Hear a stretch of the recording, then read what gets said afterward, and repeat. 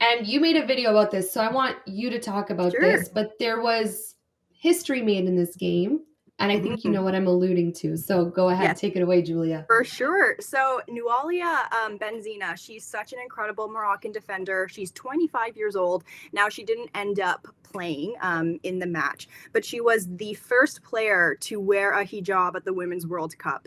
And that is huge. That is a watershed moment for progression, for Mhm. inclusion, for diversity.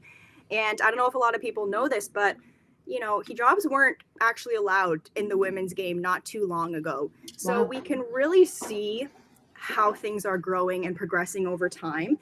And I saw a lot of tweets about this. It's bravery, it's a moment for the future. It's a moment where young girls, in these Arabian African countries can say, okay, I can do that too. I see myself Exactly. on the TV now.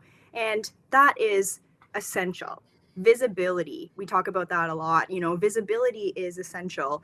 And, I also want to be cognizant of the fact that she deserves to be on this Moroccan team. She's an incredible player. So I don't want the hijab to take sort of center stage here and sort of underemphasize the fact that she is a great player. However, her going out there, that is a huge watershed moment. And I am really excited, and hopefully we can see more players like that in the future, because I just think it was outstanding. I completely agree with you. And this is what I meant in the sense that Morocco may have not gotten a goal, may have not gotten the result, may have lost 6-0, but Hmm. it means a lot for the young women and the young girls from Yeah. these countries who will look at someone like Benzina Yes. and say, this is me. I can do Hmm. this. This is how I identify.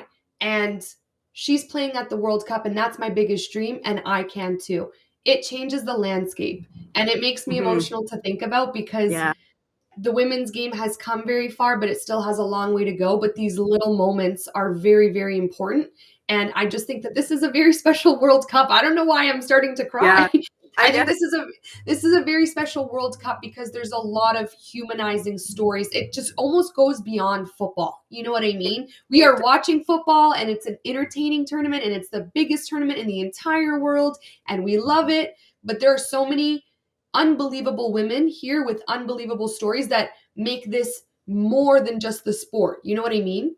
Exactly. And I think this is also one of the reasons why I love that the FIFA expanded this tournament to include 38 teams, because now we get to see more of these teams, these nations, and highlight these wonderful players who have incredible stories on the world stage. And it's so cool. And again, it's all said and done at the end of the tournament.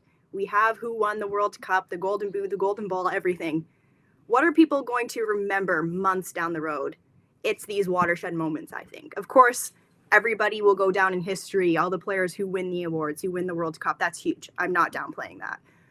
But it's these humanizing moments that Yep. touch people's hearts, inspires the next generation, makes people watch more women's football. That's what's important. Yep. And I have like chills too, because it just feels like this is a huge turning point for the sport, for women, for the industry, for everyone.